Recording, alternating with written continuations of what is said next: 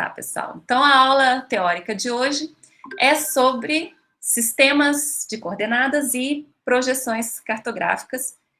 E tem tudo a ver com uma problemática, com uma questão que eu coloquei na primeira aula. Vocês lembram que eu falei que os dados espaciais são especiais? Botei até um coraçãozinho no slide.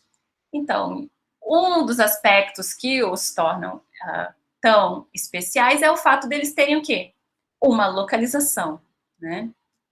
E estabelecer essas localizações na superfície terrestre não é uma coisa trivial, certo? Então, para a gente estabelecer localizações na superfície terrestre, a gente vai precisar tratar essa superfície, tratar a Terra de uma forma matemática, certo? E esse é um dos objetos de estudos de do campo da geodésia, que é essa ciência que se encarrega de determinar a forma e as dimensões da Terra, certo? E o que é a forma da Terra? Para pensar, qual é a forma da Terra? O que é a forma da Terra? Se eu vou pensar para a forma da Terra, eu olho aqui, estou vendo morros, a gente sabe que tem uns Everestes da vida, né, ela é extremamente irregular. O que seria a forma da Terra? Então, segundo Gauss, a forma do planeta, o que a gente chama de forma do planeta, ela é representada por uma superfície delimitada pelo nível médio do mar homogêneo. Então, imagina ter a Terra inteira com um oceano em repouso, certo? Imagina um oceano em repouso, né? Sem os continentes ali, cobrindo a Terra inteira. Essa seria a forma da Terra. Isso seria o que se chama geóide, que é uma superfície de igual gravidade, né? Então, formada pelo nível médio dos mares em repouso, supostamente esses mares prolongados, né, sobre os continentes, né? Aí, quando a gente pensa, nossa, imagina uma terra só feita do mar em repouso, né? Parece que vai ser uma coisa retinha, assim, lisinha, bonitinha, mas não, né? Mesmo o geóide, claro, ele não tem todas as ondulações disso que a gente está vendo aqui da superfície terrestre. Mas mesmo o geóide, né, imaginando essa superfície do mar em repouso, tem uma forma irregular. Tem uma forma com ondulações e depressões. Então, ainda é algo complicado. Então, a gente ainda precisa buscar um modelo mais simples do que o geóide para representar a Terra, né? E para isso que se considera, então, vocês imaginam uma elipse, tá? Então, para isso se considera uma elipse, pega essa elipse, gira essa elipse em torno do eixo menor, né? Porque a elipse é tipo um círculo achatadinho, né? Então, você pega esse círculo, essa elipse, gira ela em torno do eixo menor, vai formar esse volume, né? Que não é uma esfera, como se fosse uma esfera achatada nos polos, que a gente chama de elipsoide de revolução. E essa é a figura matemática que mais se aproxima da forma de um geóide. E os parâmetros de um elipsoide são simples, é bem mais fácil tratar matematicamente um elipsoide, porque tem parâmetros bem simples. Basicamente, quais são os parâmetros de um elipsoide, né? O semi-eixo maior, o semi-eixo menor, e também se costuma, um outro parâmetro é um parâmetro de achatamento, que é basicamente uma relação entre esse semi-eixo maior e o semi-eixo menor. Então, você tem os semi-eixos e esse achatamento, que é uma relação entre a dimensão desses eixos. E aí, qual é o elipsoide de referência que o pessoal escolheu para representar a Terra? Vários. Eles não conseguiram se decidir num elipsoide só, tá? Então, tem um monte, então foram muitas as tentativas para calcular as dimensões do elipsoide de revolução que mais se aproxima da forma real da Terra, e foram eles os resultados obtidos. O que acontece na prática? Na prática, acontecia, agora tem uma tendência cada vez maior de uma certa padronização, mas o que mais acontecia era de cada país ou cada grupo de país adotar o seu elipsoide de referência, né, para os trabalhos daquela região e adotava o elipsoide de referência que mais se aproximava do geóide naquela região que estava sendo considerada. Então, se eu estou na América, eu ia considerar, digamos assim, um elipsoide de referência que me favorecia, né, favorecia os trabalhos de quem está na América. Assim. Então, aqui tem uma lista de vários elipsoides de referência, com o seu raio equatorial, o seu raio polar e o achatamento, ou seja, são esses 3 parâmetros que um elipsoide de referência tem, né? O semi-eixo ou o raio, né, no caso o eixo, equatorial, o polar e o achatamento, que é uma relação entre os dois, certo? Aqui no Brasil a gente usa muito esses 3, que eu vou falar um pouquinho mais dos datums, vou falar essa palavrinha mais adiante, né? Então, que tem as suas dimensões, e vocês vão ver que alguns deles diferem bastante, a dimensão de um para o outro, mas tem casos aqui, como esses 2 aqui, que são de 2 datums, 2 sistemas de referências que a gente usa bastante no Brasil, que o elipsoide de referência tem dimensões muito parecidas. O raio equatorial é igual, e o raio polar só vai ter alguma diferença depois de muitas casas depois da vírgula, esse 1 e 2 aqui arredondado, certo? Então, tem elipsoides que diferem nesses parâmetros e outros que são, de fato, muito parecidos. Tá, e agora vamos parar para pensar, vocês vão falar, professora, mas nessas imagens de astronautas e tal, de orbitais, quando a gente vê a Terra do espaço, ela parece uma esfera, não tem nada a ver esse negócio de elipsoide, parece para mim uma bola, uma esfera mesmo. E, de fato, quando a gente vai lidar com representações em escalas muito pequenas, ou seja, por exemplo, um globo terrestre, essa diferença entre o raio equatorial e o raio polar, ela é praticamente insignificante. Então, a gente pode representar a forma da Terra nessas escalas muito pequenas como uma esfera, certo? Então, o modelo simplificado do nosso planeta é o globo terrestre e tudo bem, porque é numa escala bem pequena, certo? Então, vamos só relembrar coisinhas que eu falei. O que é esses conceitos bem importantes? O que é o geóide? Opa. O geóide é essa superfície delimitada pelo nível médio dos mares supostamente prolongados por sobre os continentes. Então, se eu tenho aqui a forma da Terra, né, com muitas irregularidades, aqui representada por essa linha aqui, eu vou ter o geóide aqui também com algumas irregularidades, mas não tanto quanto essa Terra que a gente vê aqui, né? Então, esse geóide seria o que se convencionou chamar de a forma da Terra, e tem o elipsoide, que é o modelo matemático que define a superfície da Terra, e aí é uma figura matemática irregular, né, com seus parâmetros. E agora a gente entra no mundo dos sistemas geodésicos, né? Eu falei dessas figuras matemáticas, mas o que a gente quer mesmo é estabelecer uma relação entre um ponto no terreno, né, no terreno real, e um elipsoide de referência, e essa figura matemática de referência.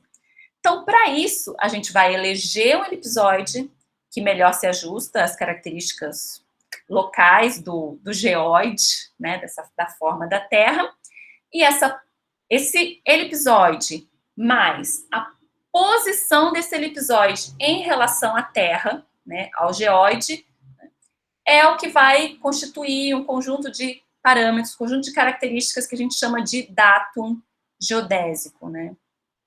Datum, então é a palavra que a gente vai usar. Então, o datum, ele é um marco geodésico, a gente vai falar muito do datum horizontal, mas ele pode ser horizontal ou vertical, que é usado como referência de um sistema geodésico. Então, vai ter o datum vertical ou altimétrico, que é uma referência para altitude, digamos assim, o que é o meu marco zero, né? Qual vai ser a referência para eu medir altitudes, e o datum horizontal planimétrico, que é referência para as coordenadas planimétricas. Vou começar falando do datum altimétrico ou vertical, que é a origem das altitudes. Então, para isso é bem importante eu falar para vocês que quando a gente mede a altitude aqui no topo desse morro é tal. Qual a altitude?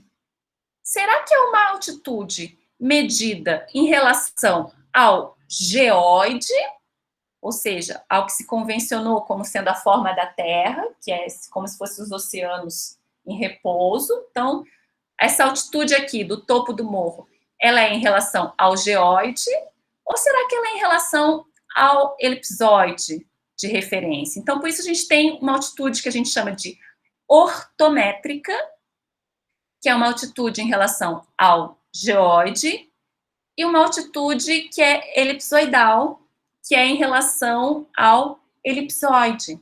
Quando a gente mede, quando a gente está com o GPS na mão e vê a altitude do GPS, ela é elipsoidal em relação a um elipsoide de referência, que é o considerado para dar todas as medições daquele GPS, certo? Agora, em alguns casos, a gente tem a altitude ortométrica em relação ao geóide. Mas e aí?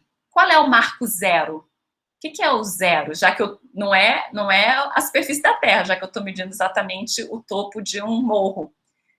No Brasil, o nosso marco zero, ele é dado pelo marégrafo de Imbituba.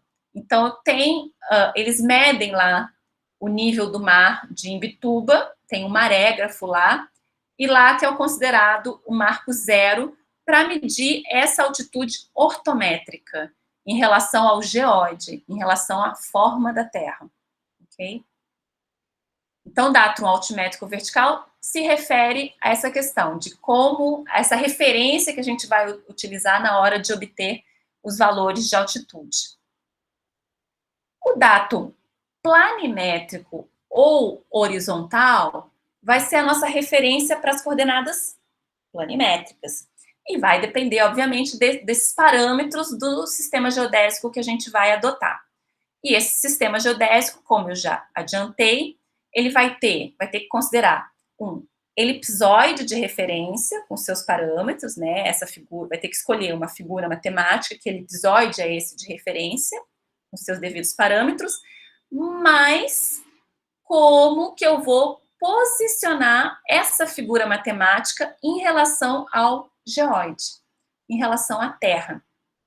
Eu posso ter um datum local topocêntrico, que aí eu dou uma despertalhona, eu pego o meu elipsoide e posiciono em relação aqui, ó, à região que eu quero mapear, certo?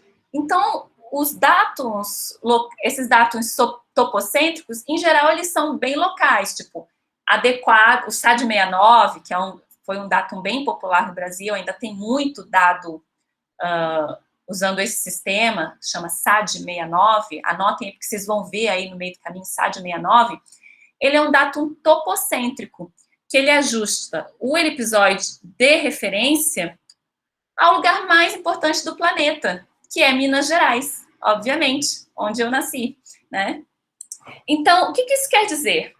Que Minas Gerais tem pouca distorção, entendeu? Agora, se eu usar esse sistema lá para o outro lado do planeta, eu vou ter problema, porque vai ter muita distorção, certo? Então, esse é a vantagem, bom para quem está onde o elipsoide está encontrando o geóide, ruim para quem está do outro lado, distante. Então, é um datum local topocêntrico. SAD69, ele é um datum topocêntrico, já foi oficial do Brasil, hoje não é mais o datum oficial do Brasil. O datum oficial do Brasil, ele é o SIRGAS 2000, que é um datum global, é um datum geocêntrico. O que quer dizer? O meu elipsoide está posicionado no centro do meu geóide. Então, eu distribuo melhor essas distorções, as imprecisões. Deu para entender? E aqui já adiantei, dei spoiler do próximo slide. O SAD69, que era o nosso datum oficial no Brasil, não é mais, o Sistema Geodésico Sul-Americano, é local e topocêntrico. O SIRGAS 2000, que é o nosso sistema de referência geocêntrico das Américas, ele é global e geocêntrico, ok? Então, guardem essa sopa de letrinhas, SAD 69, SIGAS 2000. Vocês vão ouvir muito esses termos daqui para frente. Vai receber um dado do amigo? Tá em SAD 69 ou tá em SIGAS 2000? Isso aí vai ser corriqueiro para vocês. Ah, não, tem que converter, tá em SAD 69, a gente está trabalhando em SIGAS 2000, certo? Outro datum muito popular é o WGS 84. Então, essas três sopas de letrinhas aqui, SAD 69, SIGAS 2000 e WGS 84, vai fazer parte do dia a dia de vocês, a partir de agora. Por que o WGS 84 é tão popular? Porque ele é o do GPS, certo? Então, quando você pega uma medida do GPS, o datum que está ali por trás é o WGS 84. É um datum usado no mundo inteiro, certo? Na prática, existem diferenças, mas na prática, SIGAS 2000 e WGS 84 podem praticamente ser considerados iguais. Por quê? Porque a característica do elipsoide de referência deles é aquilo que eu mostrei lá naquela lista. São quase iguais. A diferença é muitas casas depois da vírgula é que tem alguma diferença num dos eixos do elipsoide de referência. Então, se eu pego um dado de SIGAS 2000 e converto para o WGS 84, eu vou olhar o resultado, ficou igual. Acontece isso, né? Diferente de se eu pego um dado do SAD 69 e vou comparar com o dado WGS 84 ou SIGAS 2000. Aí você vai ver um deslocamento entre os dois dados, ok? Vai ter um deslocamento no eixo X de uns 66 metros, no Y de 4 metros e no Z de uns 38 metros. Então, vai existir... Aí você vai ver dados que vão estar assim, parece uma sombrinha, assim. Não vão estar casando, porque, na verdade, eles estão em datums distintos. Muito cuidado com alguns softwares, como é o caso do QGIS. Diferente dos softwares, os softwares que eu usei para aprender geoprocessamento, Spring, do INPE ou TerraView, se o dado está em datum diferente, você vê de cara, porque já vai estar o deslocamento. O QGIS, ele faz uma conversão on the fly. Ele saca que está num datum diferente, se tiver a informação de projeção, por isso é importante ter um arquivo vetorial, um arquivo que tem informação de projeção, alguns não têm. Ele saca que está numa projeção diferente e ele faz aquela conversão para visualização. Então, quando você visualiza os dois dados que estão em datum diferentes, está tudo bem, está tudo perfeito. Você só vai se tocar que eles estão em datums diferentes, né, quando você for fazer algum processamento, algum cruzamento entre os dois layers, entre as duas camadas, aí você vai se tocar que eles estão em datum diferente. Atenção, então, é algo que vai fazer parte, como eu já falei, mais uma vez, fazer parte do cotidiano de vocês a partir de hoje. Bom, falei sobre datum, mas ainda não falei sobre como estabelecer localizações na superfície terrestre. O primeiro passo é adotar um modelo matemático da Terra, um datum geodésico, que é isso que eu acabei de apresentar. SAD 69, SIGAS 2000, WGS 84, Córrego Alegre, que é um que era comum num passado aí, remoto, mas de vez em quando a gente ainda vê alguns dados em Córrego Alegre. E, em segundo lugar, adotar um sistema capaz de localizar qualquer lugar da Terra, um sistema de coordenadas. Então, adotei um modelo matemático, agora eu preciso de um sistema de coordenadas, né, que é fundamental para expressar a posição dos pontos sobre uma superfície. Vocês já estão acostumados com isso, coordenada XY, coordenada, o latilong desse ponto, né, latitude e longitude. Então, qual é a diferença desses tipos de coordenada, né? Se eu considerar que a minha superfície terrestre ela é curvilínea, um elipsoide ou uma esfera, eu vou usar um sistema geográfico ou geodésico de coordenadas. Geralmente se usa geográfico quando eu estou tratando uma esfera, geodésico quando eu estou tratando um elipsoide, mas tanto faz. Um sistema geográfico ou geodésico de coordenadas. cada ponto da minha superfície terrestre, ele vai ser localizado na interseção de um meridiano e um paralelo, e esse posicionamento vai ser dado por meio de valores angulares. Então, eu vou estar falando aqui de ângulos, que corresponde à latitude e longitude. Latitude e longitude são medidas angulares, né? Porque você está lidando com essa superfície curvilínea. E aí, conceitos importantes, resgatando lá do ensino médio, né? Meridianos e paralelos, latitude e longitude. O que são os meridianos? Lembrando do Enem, né? No modelo esférico, os meridianos vão ser esses semicírculos, né? O meridiano é um semicírculo, gerado a partir de interseção de planos verticais que contém o eixo de rotação terrestre, né? Com a superfície da Terra. Então, um semicírculo define o meridiano e com o antimeridiano, eu faço o símbolo que vocês nem enxergam, né? O meridiano, e com o antimeridiano forma um círculo máximo, certo?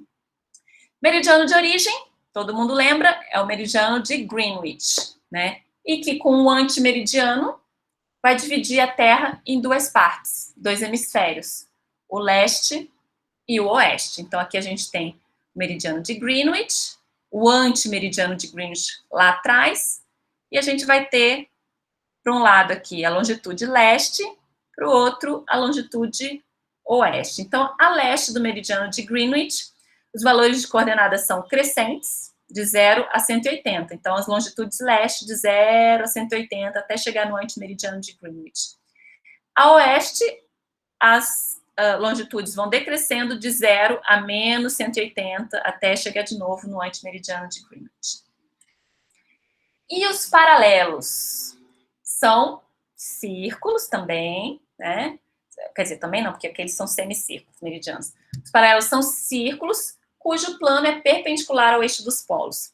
E o equador é o paralelo mais popular, que vai dividir a Terra em dois hemisférios, né? O hemisfério norte, o hemisfério sul. Então, ao norte do Equador, a gente vai ter as latitudes norte, então vai ser latitude de 0 a mais 90 graus, e ao sul do Equador, as latitudes sul, de 0 a menos 90 graus.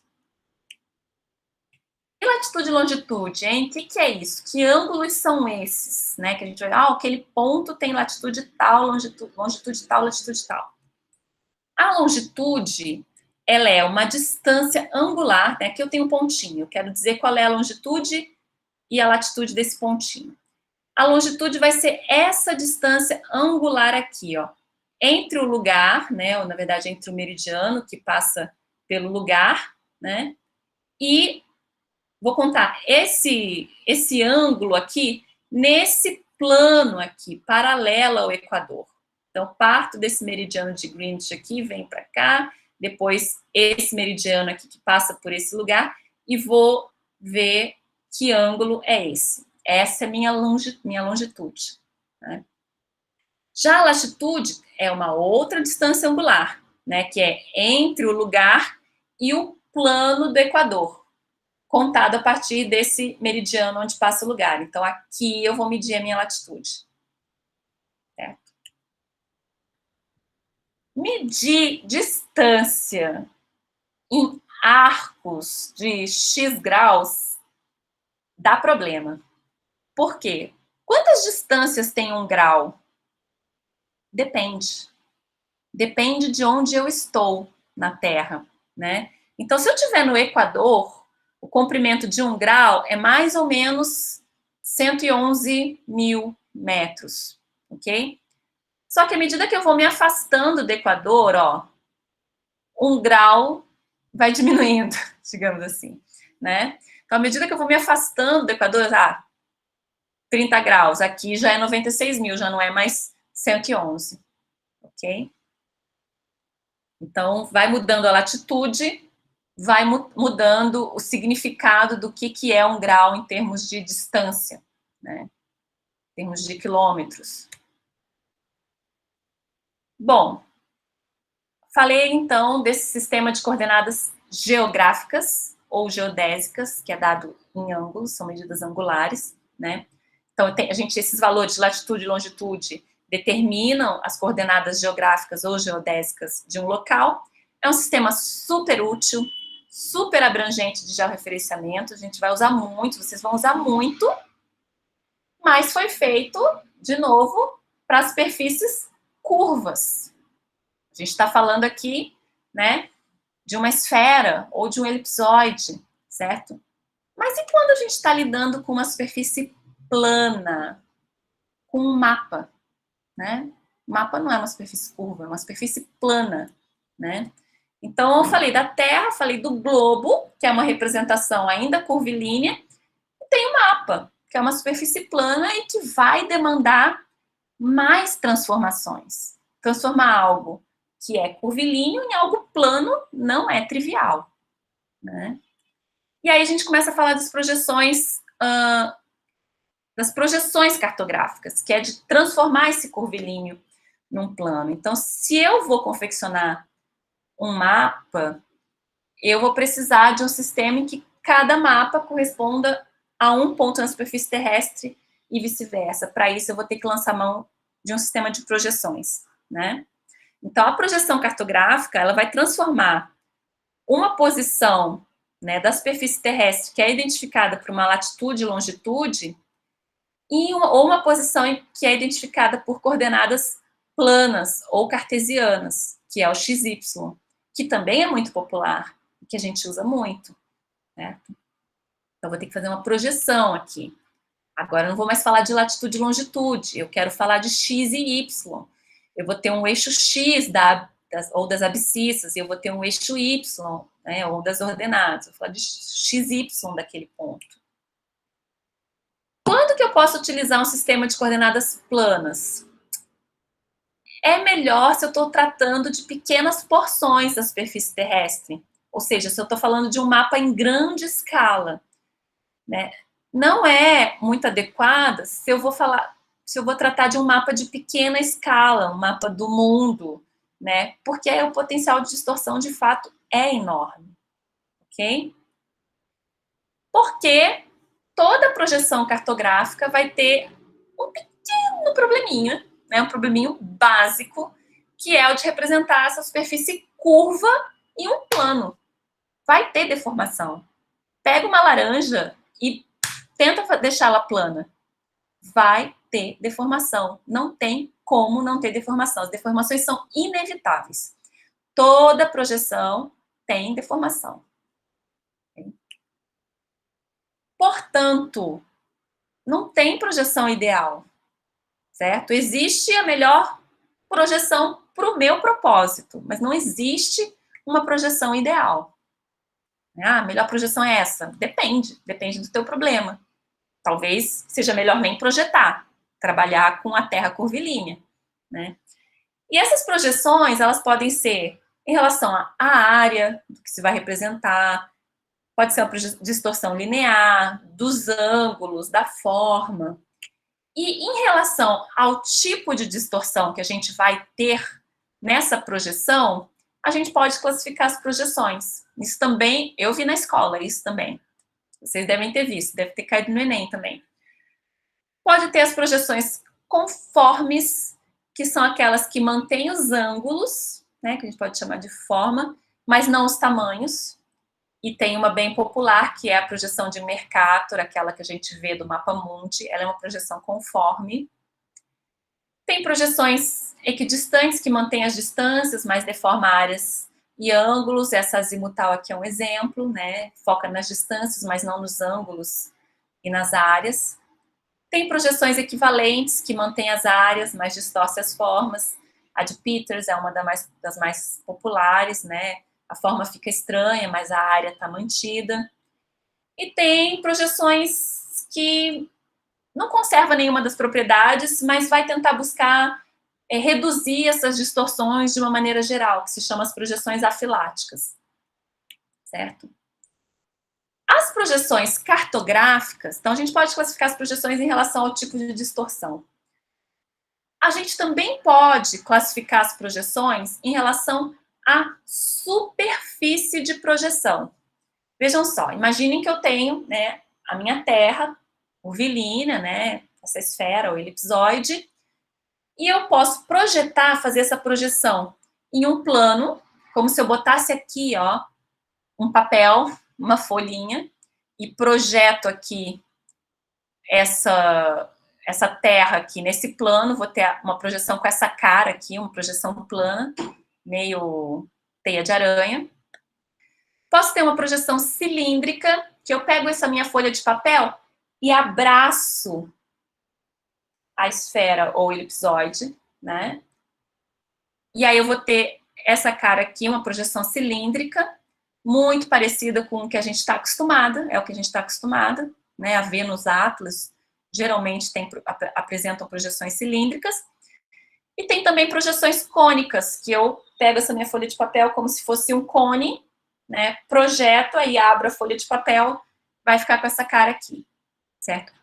Ou elas podem ser ainda polissuperficiais, eu vou chegar lá ainda nessa aula, quando elas têm vários planos, ou vários cilindros, ou vários cones, né? Combina vários desses planos numa única projeção.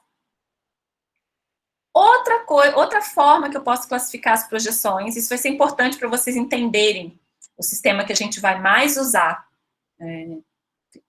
na nossa profissão, né? Outra forma de classificação é quanto ao tipo de contato, né?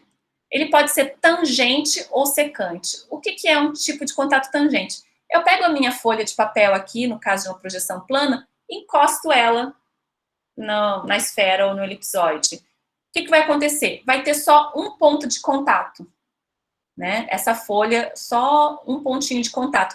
E é nesse ponto de contato em que eu vou ter zero distorção. Onde eu não vou ter distorção na minha projeção. É bem onde tem esse contato entre a minha folha de papel e essa minha superfície curvilínea. Aí eu tenho zero de distorção, né? Quando eu pego e pego uma projeção cilíndrica, que eu pego a folha de papel e abraço a superfície curvilínea, eu vou ter uma linha aqui de contato, onde eu tenho zero de distorção. E quando eu tenho um cone, também vou ter uma linha aqui, zero de distorção. Isso seria quanto ao tipo de contato, eu estou falando de tangente, um ponto aqui, uma linha aqui de contato e uma linha aqui de contato, que é onde a distorção vai ser mínima. Mas esse povo é esperto. O que eles resolveram fazer? Se onde tem contato é onde tem a mínima deformação, então eu vou aumentar o contato. O que eu vou fazer? Não vou só encostar a minha folha de papel, não. Eu vou enterrar a minha folha de papel, digamos assim, né? Então, nessa projeção plana, ao invés de encostar só um pontinho, quando dá essa enterrada aqui, vai encostar uma linha toda. Então, ao longo de toda essa linha, eu vou ter deformação mínima. No caso do cilindro, aí eu não tenho mais uma linha, eu tenho duas linhas. Então, nessas duas linhas, eu vou ter deformação mínima. E no caso do cone, idem, duas linhas, né? Então, essa é o tipo de contato secante, que eu aumento o contato dessa minha folha de papel, nessa minha superfície de projeção, com a superfície curvilínea. É uma sacada inteligente, né? Aqui exemplos de projeção plana, né? Eu posso botar esse meu plano no polo, no equador, ou oblíquo. Então, vou ter uma projeção plana polar, equatorial, oblíqua.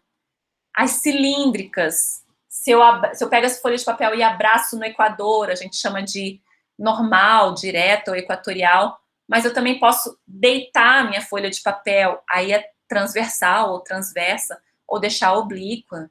Né? Cônica, mesma coisa, posso fazer normal, ou transversal, ou oblíqua, né? Vai ter aparências diferentes, resultados diferentes. E agora eu entro onde eu queria chegar. No nosso sistema UTM. Alguém aqui já ouviu falar de coordenadas UTM? Imagino que sim, né? Porque é o sistema de coordenadas planimétricas, retangulares, que a gente mais utiliza, né? Então, o sistema de coordenadas mais utilizado é baseado na projeção universal transversa de Mercator. É isso que é o UTM, Universal Transversa de Mercator, UTM. E o que é essa projeção? Quero que vocês entendam, para não fazer bobagem, tá? Porque eu também já fiz muita bobagem na vida, mas quando a gente entende, a gente para de fazer bobagem, ou pelo menos faz, não, a gente faz menos, não para nunca, né? A projeção UTM, ela é cilíndrica, tá? Ela é transversa, então significa que o cilindro ele não está em pezinho no equador, ele está deitadinho, igual nessa figura. Ela é conforme, mantém, preserva as formas, e ela é secante. Para otimizar esse contato, eles botaram secante, não apenas tangente, né? E é a projeção de cartas temáticas e topográficas do IBGE. Então, é a projeção que se utiliza bastante no Brasil. Qual é a lógica dessa projeção, desse sistema UTM? Pega a superfície da Terra e divide ela em 60 fusos. Então, é como você imaginasse a Terra como se fosse uma tangerina, ou bergamota, ou o que mais? Mexerica, né? Então, pega a superfície da Terra como se fosse uma tangerina com 60 gomos, tá? Então, bota 60 gomos na Terra. Sim. Então, tem... E aí, esse sistema UTM vai ajustar um cilindro deitadinho desse para cada gomo. Então, na verdade, o sistema UTM é como se fossem 60 sistemas. Então, são 60 sistemas de coordenadas. Então, atenção, para você não falar de um achando que você está falando de um gomo, está usando o sistema de um gomo, quando na verdade você está em outro gomo. Entendeu? É esse o cuidado que tem que ter quando se trabalha com UTM, né? Então, vai ter uma superfície de projeção, né? Que na verdade é representada por 60 cilindros transversos, com uma amplitude de 6 graus em longitude, né? Então, são 60 fusos. Cada um desses fusos, cada um desses gomos da tangerina, né? Desses 60 gomos da tangerina, vai ter um meridiano central. E é legal, porque a tangerina tem até um fiozinho central, né? Dá para imaginar um meridiano, assim. Adoro a metáfora da tangerina aqui. Né? Então, cada fuso, cada gominho tem um meridiano central com 3 graus para cada lado. Okay? E esses 60 fusos, eles vão ser numerados a partir do antimeridiano de Greenwich. Então, o antimeridiano de Greenwich é o fuso 0, certo? Então, vai ter de 0 até 60. Nós, no ABC, em São Bernardo, Santo André, estamos no fuso 23. Tá? Então, aqui são as zonas UTM. Nós estamos na zona 23. Aqui, ó, 23. Estamos aqui. Cada fuso, né, cada gominho da bergamota, como eu falei, tem um meridiano central com 3 graus para cada lado e a origem do sistema de coordenadas, que vai ser aqui, ó, onde está o meridiano central do fuso com o cruzamento no equador, certo? Então, desenhe um equador aí na bergamota de vocês. E aí vocês vão ter a origem do fuso, né? Nesse fuso, a coordenada que eles dão, né? O X vai ser 500 mil e o Y vai ser 10 milhões. Por que eles fizeram 500 mil e 10 milhões? Ah, provavelmente porque não quiseram um número negativo, certo? Então, ficou lá no eixo, em vez de ser 0, 0, é 500 mil e 10 milhões, ok? Então, portanto, se eu tenho um pontinho aqui, ó, tenho aqui meu fuso, e eu tenho esse pontinho M aqui, que está aqui, ó, distante 100 mil metros do meridiano central e 200 mil metros do equador. Qual é a coordenada desse pontinho aqui?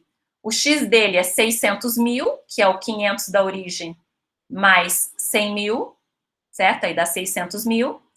E o Y dele é o 10 milhões da origem, menos o 200 mil, para dar aqui o Y dele, né? 10 milhões menos 200 mil, que dá esse 9 milhões e 800 mil.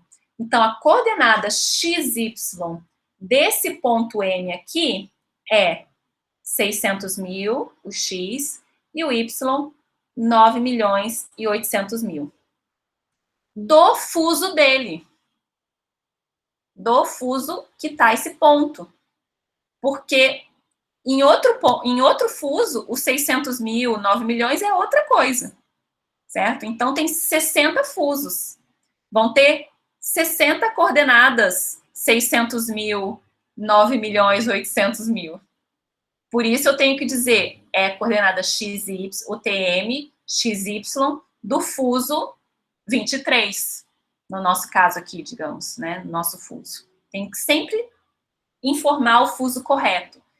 E é isso que os alunos erram muito, né? As pessoas erram muito. Porque a gente está acostumado a trabalhar no fuso 23, daqui a pouco a pessoa está lá na Amazônia e está dizendo que está no UTM 23 ainda. Não está, já está em outro gomo da tangerina.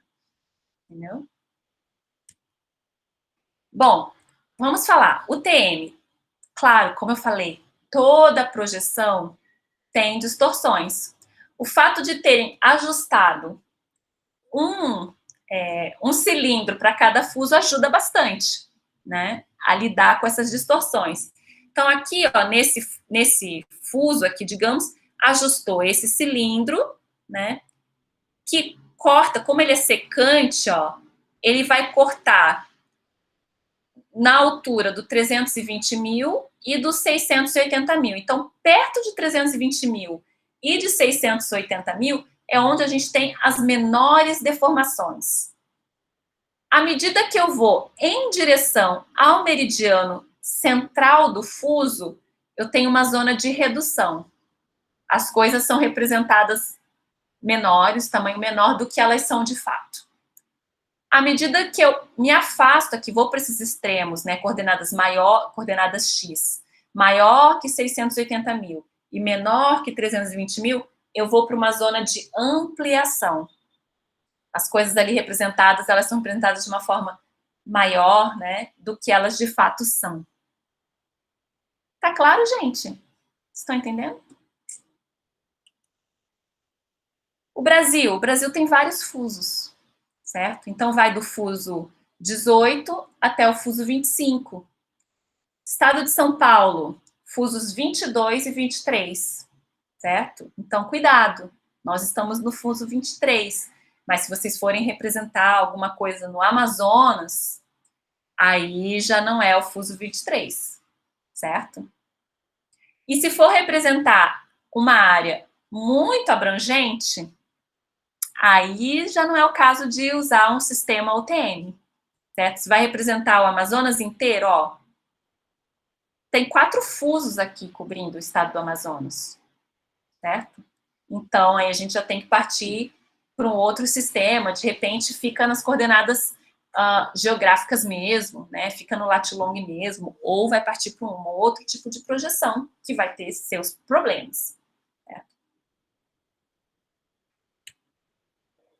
Bom, como eu bem falei, a gente está no fuso 23, e mais do que isso, para quem gosta de batalha naval, também a gente tem as zonas A, B, C, D, K. A gente está no fuso 23K, esse quadradinho aqui, tá? 23K. Então, agora, se vocês abrirem o Google Earth, né, e tá antiguinha essa imagem aqui da Federal, tem que atualizar, né? Se vocês abrirem o Google Earth, vocês vão poder entender melhor o que significa esses numerozinhos aqui embaixo, certo? Aqui tá, o 23K, é a zona UTM, né, é o fuso, a zona. 340.549, é o X, significa o quê? Que está a oeste do meridiano central. Lembra que a origem lá é 500.000, então tá pro lado esquerdo, né? Pro lado oeste, 340.000. 7.381.042 é o Y. Está abaixo do Equador, porque no nível do Equador é 10 milhões o Y. Então está abaixo do Equador. E a elevação, certo? Então, agora vocês já conseguem entender melhor o que é esse rodapé do Google Earth. Atenção, pessoal. Lembrete, sempre. Isso é lembrete para a vida, né? 2 conjuntos de dados podem diferir no datum, né? Então, o datum é que modelo matemático que eu estou usando para as coisas, no sistema de projeção cartográfica e no sistema de coordenadas. Então, quando a gente pega um dado, a gente tem que conhecer esses parâmetros, né, para cada conjunto de dados, para não acontecer isso aqui, ó. No QGIS não acontece, sim. Acontece quando um dado vem sem projeção, com a projeção errada, né? Isso às vezes acontece, vem um shapefile sem um arquivo que tem extensão PRJ, que é o que tem a informação da projeção, do datum, enfim. Né? Aí às vezes acontece, aí o QGIS não sabe, coloca qualquer uma e fica essa distorção. Então, cuidado, porque se você pega dados que têm datum diferente e projeção diferente, a gente vai ter distorções, vai ter problema. Bom, eu deixei aqui nos slides algumas dicas no QGIS, mas isso já tem um vídeo tutorial que está lá. Eu deixo nos slides porque sempre é útil, mas tem um vídeo tutorial que como lidar com a questão de projeção, coordenadas no QGIS. Importante saber, eu já falei e repito, que o QGIS ele faz as transformações on the fly, que é, você está com dados de sistemas diferentes juntos, parece que está tudo certo, mas na verdade eles continuam diferentes, certo? O QGIS, que quando ele identifica, ele faz essa conversão na hora. Se tem a informação original ali, está diferente. Então, ele já converte um para visualização. É só para fins de visualização. Né? Então, aqui umas dicas. Também deixei umas dicas de sites para visualizar projeções diferentes, para vocês brincarem um pouco. Né? Umas animações de projeções. Certo? E bibliografia com vários links, algumas bibliografias online, e tem também os capítulos que eu deixei no Moodle para vocês lerem e se informarem mais sobre esse tema, que é bem importante para quem vai lidar com dado espacial, né? Como que essas localizações são realizadas. E é isso, pessoal. Alguma dúvida, algum comentário? Eu tenho duas curiosidades, assim, para falar.